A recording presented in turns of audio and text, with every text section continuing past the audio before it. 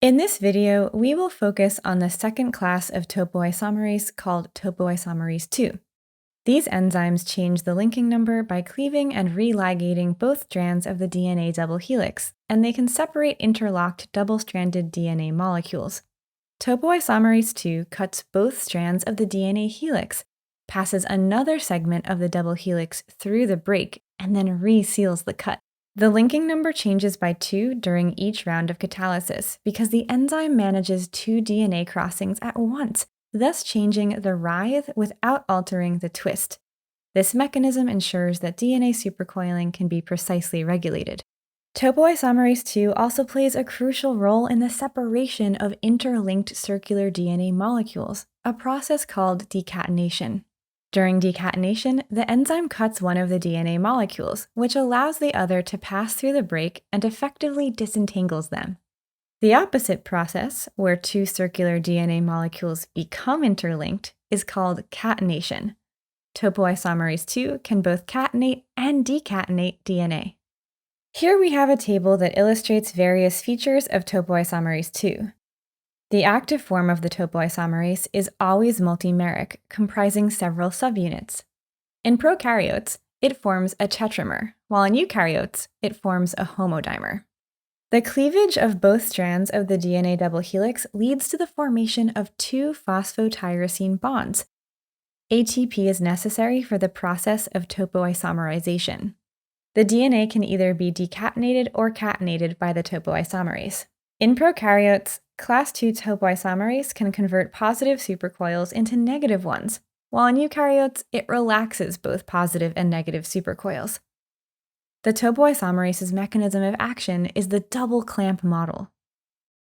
The structure of the topoisomerase enzyme in prokaryotes is heterotetrameric.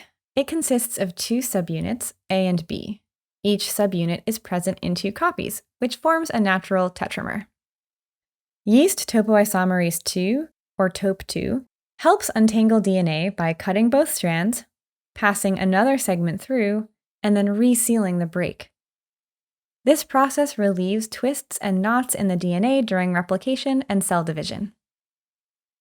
The topoisomerase II enzyme in eukaryotes also comprises 2 subunits. Each subunit is composed of 2 domains, which are analogous to the A and B subunits in prokaryotes. When combined, these subunits form a homodimer, which is the active form of the enzyme. These 2 domains and subunits are connected at the top and bottom of the structure. Now let's look at the mode of action. Once the topoisomerase II is bound to a double-stranded gDNA, it utilizes its 2 catalytic tyrosines positioned on each side of the DNA molecule. The hydroxyl group of each tyrosine cleaves both strands of the DNA. However, this cleavage doesn't occur at the same position on both strands. Instead, the cuts are staggered, which affects 2 different phosphodiester bonds at different points along the DNA. As a result, 2 phosphotyrosine bonds form, 1 on each strand. Subsequent conformational changes in the enzyme move the cleaved strands apart, which creates a gap between them. ATP hydrolysis is responsible for these conformational changes in topoisomerase II. Through this gap, an intact double-stranded tDNA molecule can pass.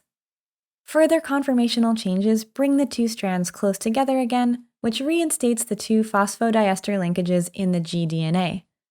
This process sets the stage for a new cycle of topoisomerization to occur. We commonly describe the 2 double-stranded DNA fragments implicated in the topoisomerization as the G and T segments. The 2 strands of the G segment are cleaved by topoisomerase II. The T segment is an intact segment that passes through the gap formed after the G segment cleavage.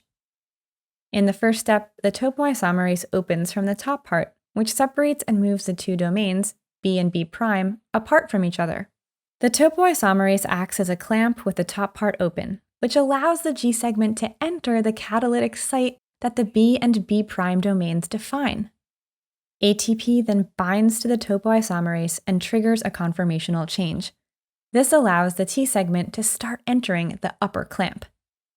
Next, phosphotyrosine bonds form, which cleaves the G segment. These bonds are between the A or A' domain and the G segment. Another conformational change separates the two ends of the cleaved G segment, which allows the T segment to move across the gate and be trapped in the cavity of the closed topoisomerase, which has a diameter that is large enough to accommodate the double-stranded DNA. Another conformational change then opens the lower part of the topoisomerase and releases the double-stranded T segment. Finally, the G segment is re-ligated, ATP is released, and the cycle can continue. At the end of the topoisomerization process, instead of adding a new cycle of topoisomerization, the upper clamp opens again and releases the G segment. Gyrase is a type II topoisomerase that is unique to bacteria. It can convert positive supercoils into negative ones and prevent the formation of positive supercoils, thus maintaining the degree of negative supercoiling in bacterial DNA. Gyrase has a higher affinity for relaxed DNA than for negatively supercoiled DNA, which allows it to ultimately maintain the degree of negative supercoiling.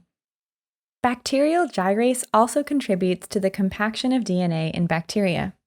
The negative supercoils added by gyrase store energy, which is not lost. You can think of it as the energy that is stored in a compressed spring.